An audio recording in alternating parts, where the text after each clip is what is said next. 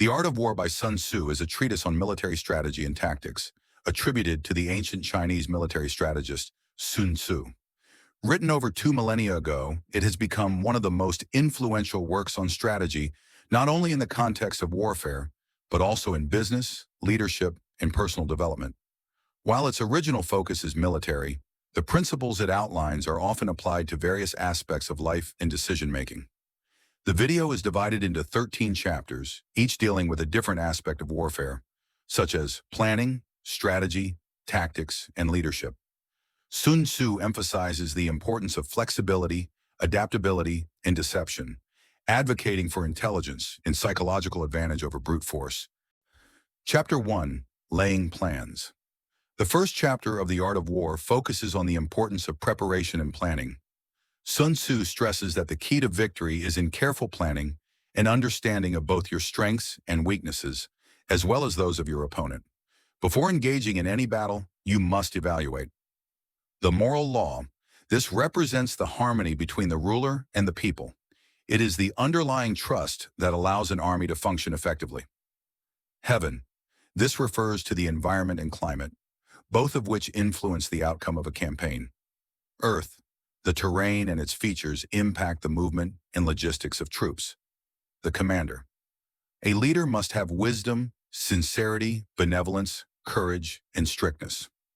Method and discipline, organizational structure, efficiency, and control are crucial for successful warfare.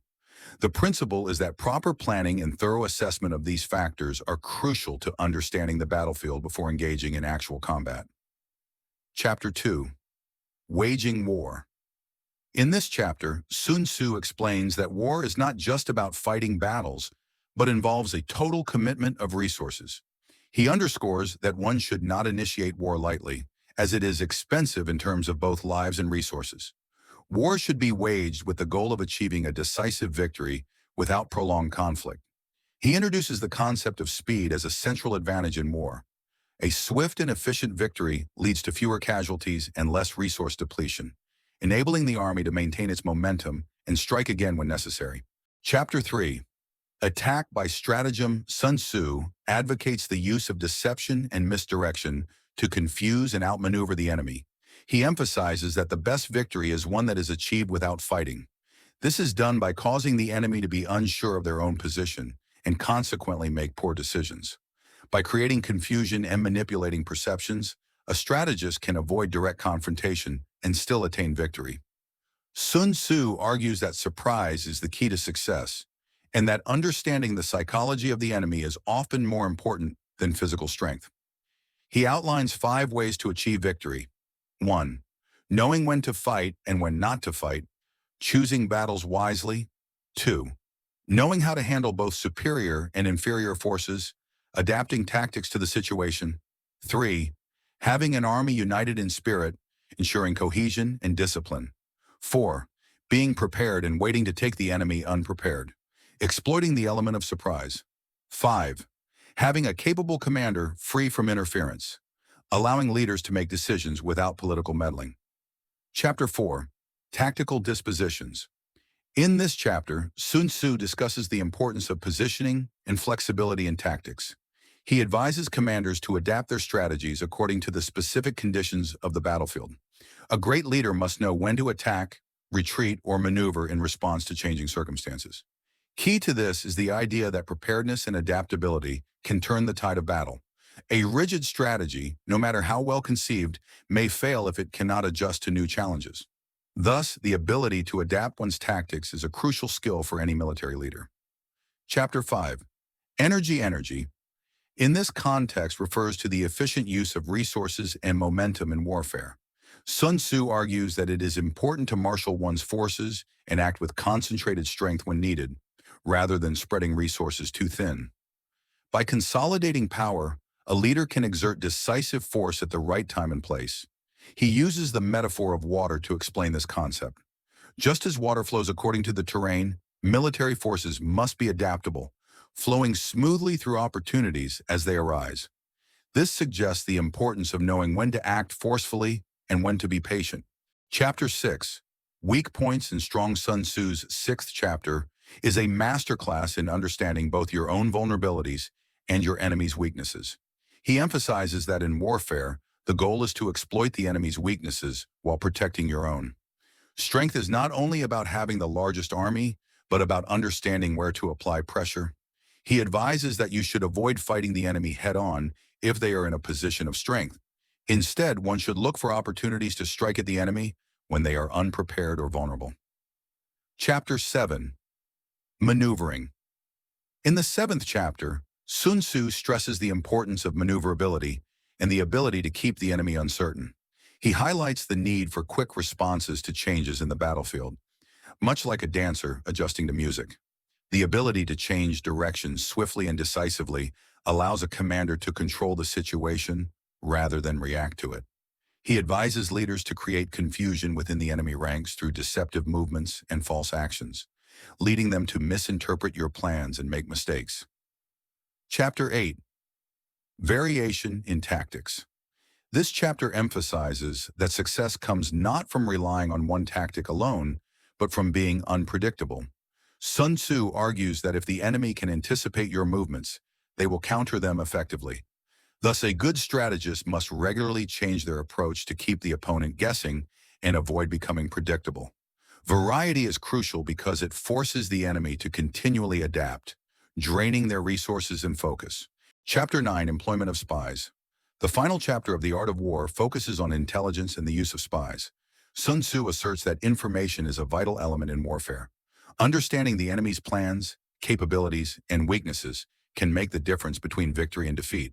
There are 5 types of spies: local spies, inward spies, converted spies, doomed spies, and surviving spies. The strategic use of each type of spy, coupled with the dissemination of misinformation, can give the commander a tremendous advantage by ensuring they are always one step ahead. Chapter 10. Terrain. This chapter examines the impact of different types of terrain on warfare. Sun Tzu identifies 6 types of ground and explains how to navigate each. 1. Accessible ground. Easy to traverse. Seize it first. Entangling ground. Difficult to exit. Avoid prolonged engagement. Temporizing ground. Offers no advantage. Do not engage. Narrow passes. Control them to limit the enemy's movement. Precipitous heights. Occupy them to gain a strategic advantage. Distant ground. Far from home. Avoid overextension. Sun Tzu also discusses the role of leadership in overcoming challenges posed by terrain. Chapter 11. The 9 situations. Sun Tzu expands on the concept of situational awareness, outlining 9 specific scenarios and how to handle them. 1. Dispersive ground. Fight only if necessary. Facile ground. Do not halt. Contentious ground. Do not attack. Open ground. Do not block the enemy. Ground of intersecting highways. Form alliances. Serious ground. Plunder for supplies. Difficult ground. Keep moving. Hemmed-in ground. Use strategy. Desperate ground. Fight fiercely. The chapter underscores the importance of adapting to the situation and making informed decisions. Chapter 12. The attack by fire. Sun Tzu explores the use of fire as a weapon of war. He identifies 5 types of fire attacks and provides guidelines for their use. However, he also cautions against over-reliance on destructive tactics, emphasizing the need for restraint and ethical considerations. The chapter concludes with a reminder that warfare should be a last resort. Chapter 13. The use of spies. The final chapter highlights the critical role of intelligence in warfare. Sun Tzu identifies 5 types of spies. 1. Local spies. Recruited from the enemy's territory. Inward spies. Enemy officials turned to one side. Converted spies. Captured enemy spies used to spread misinformation. Doomed spies. Sent to deceive the enemy at the cost of their lives. Surviving spies. Return with valuable information. Sun Tzu argues that accurate intelligence is the key to victory, enabling commanders to make informed decisions and outwit their opponents. Core concepts of the art of war. Beyond the specific chapters, several key principles run throughout the entire text, and these ideas have had an enduring influence across various disciplines. Know yourself and your enemy. One of the most famous lines from the art of war is, "If you know the enemy and know yourself, you need not fear the result of 100 battles. This statement underscores the importance of self-awareness and understanding of the adversary. Only through accurate assessment of both strengths and weaknesses can one develop an effective strategy. Deception and surprise. Sun Tzu frequently emphasizes that war is a matter of psychological manipulation as much as physical battle. Misleading the enemy about your intentions can result in victory without a fight. This can be seen in the use of feigned retreats or the creation of false impressions of strength or weakness. Speed and adaptability. Flexibility in response to shifting conditions is critical. The ability to change plans on the fly,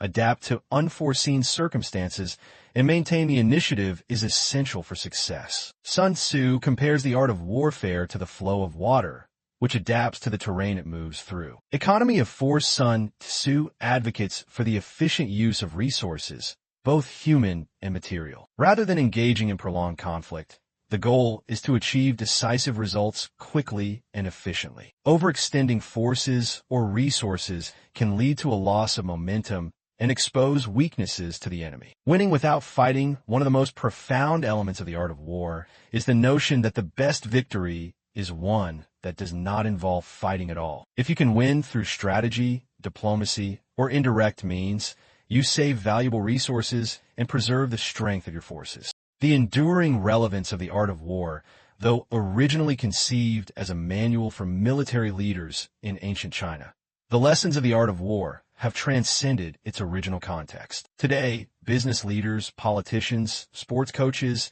and even individuals seeking personal development all apply its teachings. In competitive environments, the ability to outmaneuver opponents and adapt to changing conditions can make the difference between success and failure. In business, for instance, Sun Tzu's emphasis on understanding your market, the competition, and your internal strengths and weaknesses is echoed in modern strategic management theories. Companies that know when to innovate, when to consolidate, and when to strike can outperform their rivals. In personal development, the concept of knowing oneself and maintaining flexibility in the face of challenges is useful in navigating both personal and professional obstacles. Whether it's building a career, negotiating relationships, or achieving goals, the principles outlined in the art of war can be applied. Conclusion. The art of war is more than just a military manual. It is a timeless guide to strategy, leadership, and conflict resolution. Its principles of careful planning, strategic flexibility, and psychological warfare remain as relevant today as they were when Sun Tzu first wrote them. Whether applied to the battlefield, the boardroom, or the challenges of everyday life, its lessons provide a roadmap for achieving success through intelligence, adaptability, and disciplined action. I hope this summary of the art of war offers a good sense of its themes and relevance. Let me know if you'd like any more details on any specific chapter or concept.